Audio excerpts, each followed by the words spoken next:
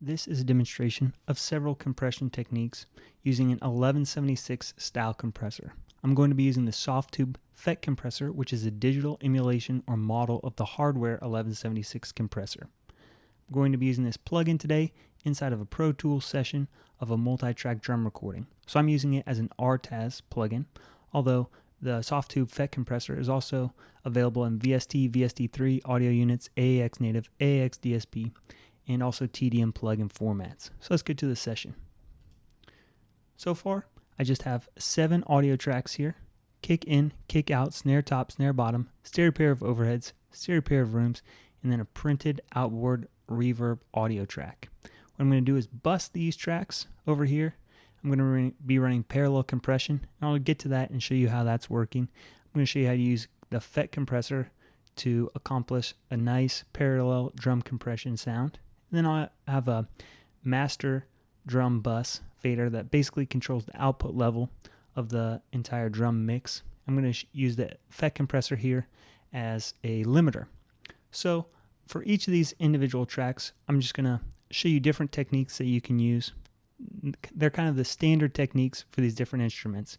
I also have a little bit of EQ going on for the different things, but I'm not going to focus on EQ. Just typical ways of equalizing things like a kick drum or a snare is all I've got going on, nothing too fancy. So let's get to the compressor. I'll start out with the kick in mic, show you what I'm going to do. This is just the initial preset that comes up when you load the plugin. What I'm going to do for this kick drum is try and use the compressor to emphasize the attack of the hit, of the transient of each drum hit. So what you do is you play around with the attack and release, so you let a little bit of the attack through, and then use the release. Watch the gain reduction after each hit.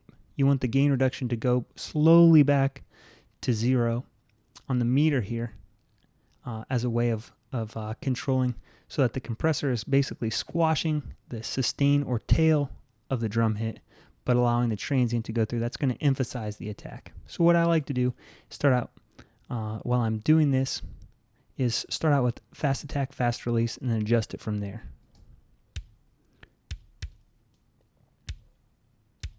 So you'll hear as I pull the attack back,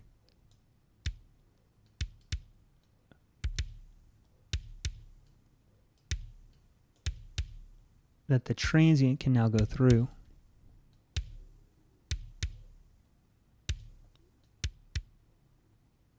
It's even more obvious when I pull the release back.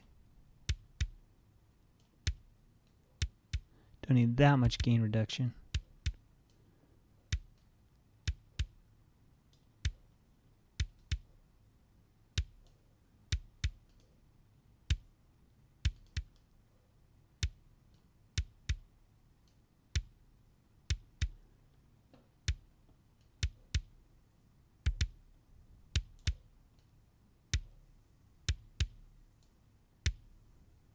Alright, so now I've emphasized the attack of my kick drum. Clipping a little bit, back it off. Alright, let's move on to the kick out microphone. What I'm going to do here is the opposite. I want to emphasize the sustain. I want to squash the transient. So what I'm going to do is fast attack, fast release, kick up the input, squash the transient, maybe even a higher ratio.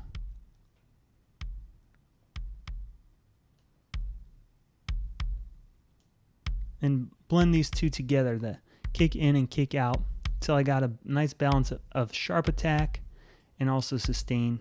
And you can kind of adjust these depending on your song if you have more music going on later. Similar sort of thing with the snare, except for the top, what I want to do is emphasize the sustain. So I'm going to do fast attack, fast release, kind of a lower ratio. Bring out the sustain a lot.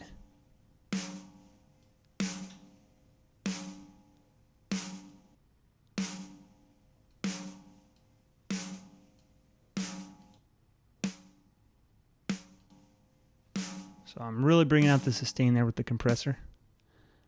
Just like the kick, I'm going to use the bottom mic. What I'm going to do actually here is try to emphasize the snap, like I did with the kick in mic, letting the transient pass.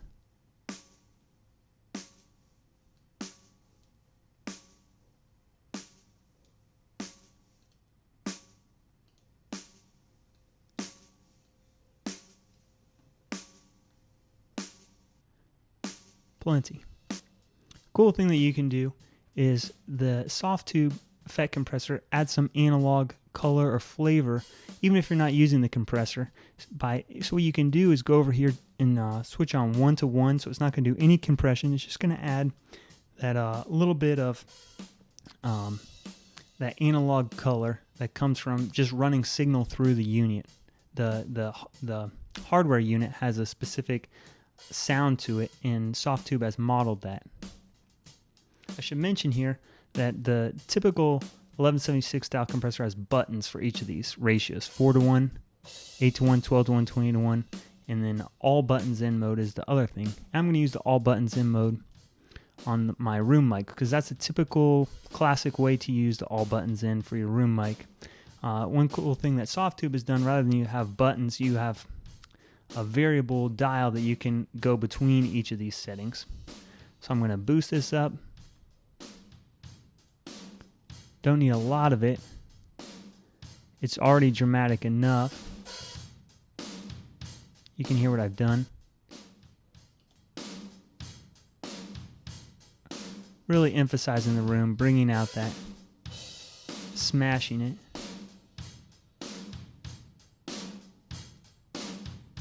That's great. For my printed reverb, I don't really want any compression going on here. So just as before, I'm going to go to 1 to 1 for that. Same with my parallel compression. What I have here with the FET compressor, the first one is a 1 to 1, so I'm doing no compression. I'm just going to let it pass through the compressor. My parallel compression, again, I'm going to kind of use a high ratio, really try and smash it.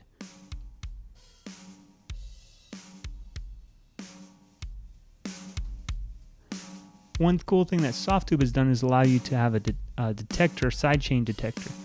So what I'm hearing is the kick drum is kind of causing the compressor to overreact. So I'm going to use a low cut so that the compressor doesn't react as much below 200 hertz.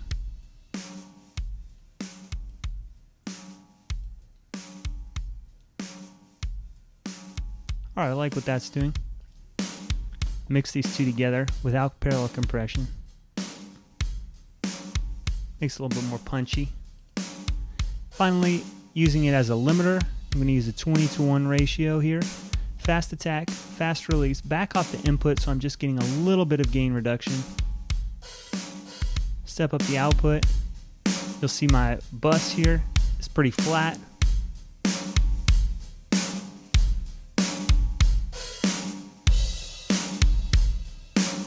And that's it. Lastly, I'll bypass it and then kick it back in so you can hear how it sounds, just by adding the compressor. What I've done is it's kind of dry, kind of lifeless.